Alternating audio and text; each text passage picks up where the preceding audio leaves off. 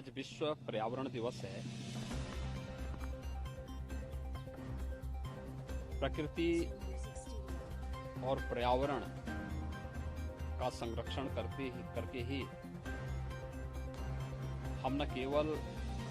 जीव सृष्टि की रक्षा कर पाएंगे, अपितु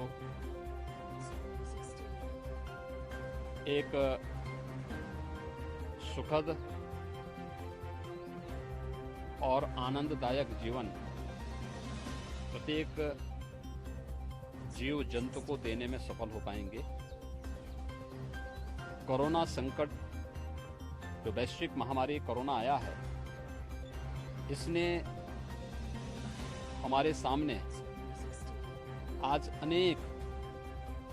ऐसी परिस्थितियां दी हैं और सोचने के लिए प्रत्येक नागरिक को मजबूर किया है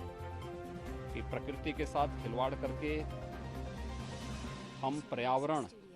को जितनी क्षति पहुंचाएंगे उसकी कीमत हमें चुकानी पड़ेगी। विश्व पर्यावरण दिवस के अवसर पर हम अपने पर्यावरण की रक्षा करके प्रकृति के साथ कैसे समन्वय स्थापित कर सकते हैं, इसकी एक नई प्रेरणा ले सकते हैं।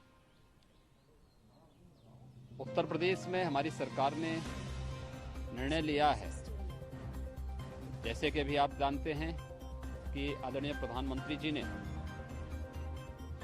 कोरोना संकट से उभरने के लिए पीएम पैकेज की घोषणा की है और पीएम पैकेज के माध्यम से लोगों के जीवन में खुशहाली लाने के लिए अनेक प्रकार के प्रावधान किए हैं। उत्तर प्रदेश के अंदर जैविक खेती को हम कैसे आगे बढ़ा सकते हैं, इस पर हमारी कार्य योजना बनकर के तैयार है। नमामि गंगे परियोजना के माध्यम से गंगा की अविरलता और निर्मलता के लिए जो कार्य विगत 5 वर्षों के दौरान हुआ है, आज उसके परिणाम हम सबके सामने देखने को मिल रहे हैं।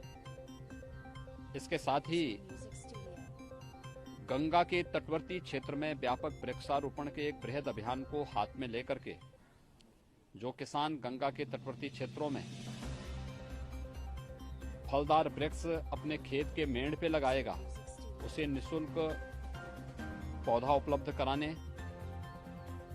जो अपने पूरे खेत में फलदार वृक्ष लगाएगा, कोई केमिकल, फर्टिलाइजर और पेस्टिसाइड उपयोग नहीं करेगा, उसे प्रतिवर्ष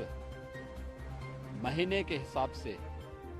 कुछ सब्सिडी शासन स्तर पर एकड़ के हिसाब से देने की व्यवस्था के साथ ही हम लोगों ने लक्ष्य रखा है कि पूरे प्रदेश में इस पूरे सीजन में हम लोग 30 करोड़ से अधिक वृक्षारोपण के कार्यक्रम को वन विभाग के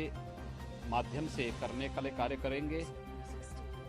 इसके साथ ही यह भी लक्ष्य रखा गया है कि वन महोत्सव का कार्यक्रम 1 जुलाई से लेकर 7 जुलाई के बीच में होगा। किसी एक तिथि को वन विभाग के साथ सभी विभागों की बैठक एक बार हो चुकी है, मैंने एक बार बैठक ले ली है, हमारे वन मंत्री जी इसकी बैठक निरंतर ले रहे हैं और हमारा प्रयास है कि एक ही दिन में फलदार, छायादार, इमारती लकड़ियों से संबंधित जो वृक्ष होंगे, ऐसे सभी वृक्षों को लगा करके हम लोग एक ही दिन में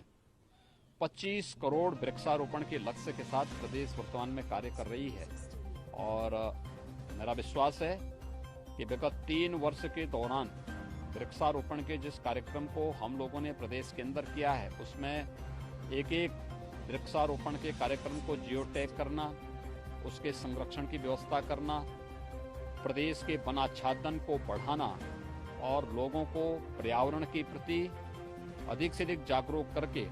प्रकृति के संग रहने के लिए आगे बढ़ना, यही आज का संदेश है। मैं इस अवसर पर प्रदेशवासियों को